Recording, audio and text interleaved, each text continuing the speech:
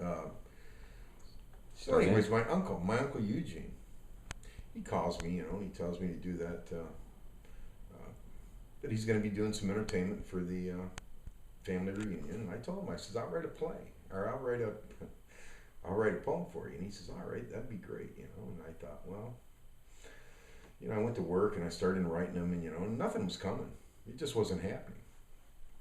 And I was getting a little nervous because it was about a week before the family reunion. And I remember going home and telling Donna, I wanted to write this play, or this poem. I don't know why. I got the plan in my mind. Mm-hmm. And I says, I really did want to do that, but I guess I'll just recite some poems. And so I went up to the bedroom and I said a prayer. And I prayed to God, and I asked him if he would inspire me with some of the great poets of Shelley and Keats and, Frost and everything else. I thought it was sort of cool. And Mark, right then and there, man, I had my paper and pen right there. I picked it up, man, and I started writing. And it just flowed. And it flowed and it flowed, and I couldn't stop. And I thought, wow. I mean, what does this even say? I mean, I was writing so fast, and the thoughts were coming. And I kicked back and I looked at it, and there were hardly any, corrections or anything to make in it. And I picked it up and I read it, and it went like this. If you can conceive that it can happen, then it will happen with this kin, to draw this family all together and see them once again. I'm not referring directly to you or those who are to be, but I include the ones so dear in each our memories. So think this moment of who they are and visualize their form. And through our love, we'll see their spirit shining nice and warm. They always know they're welcome because they started you and me, and they continue to pass along their spirit to those who are to be. The room is filled with faces. Some are new and some are old. Now we can celebrate this reunion because the true meaning is about to unfold. When families come together, they show a sense of pride because that heritage lives forever from the spirit deep inside.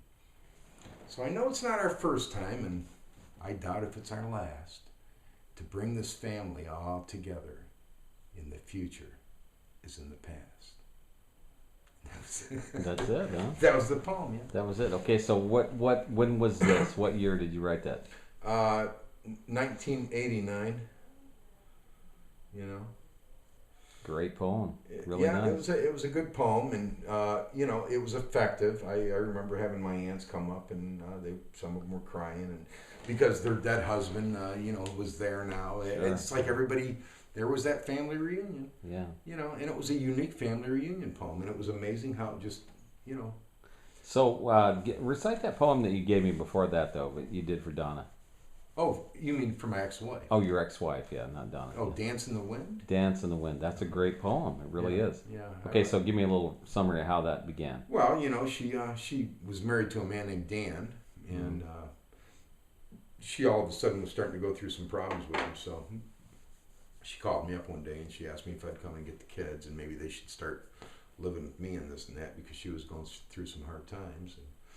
And after I talked her out of it, and it just inspired me to write a poem, and I wrote Dance in the Wind, which was funny. Yeah, like I said, his name was Dan, so Dance in Yeah. the Wind. But Yeah.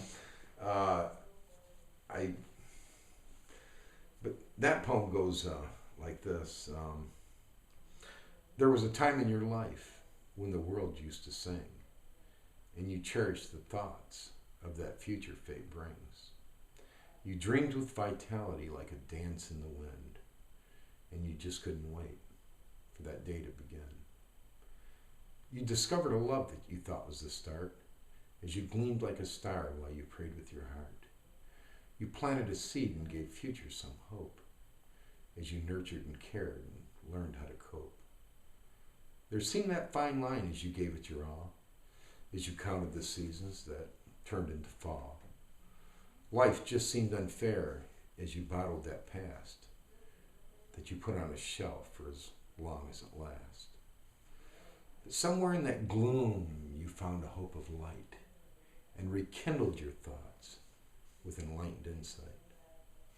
Now analyze the past that you put on a shelf to freely forgive and live for yourself.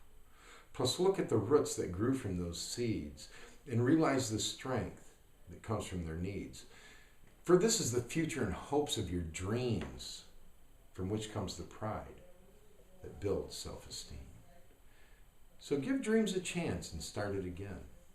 And don't ever forget that dance in the wind. That's really good, Rob. Really good. There was one I wrote for Donna one time.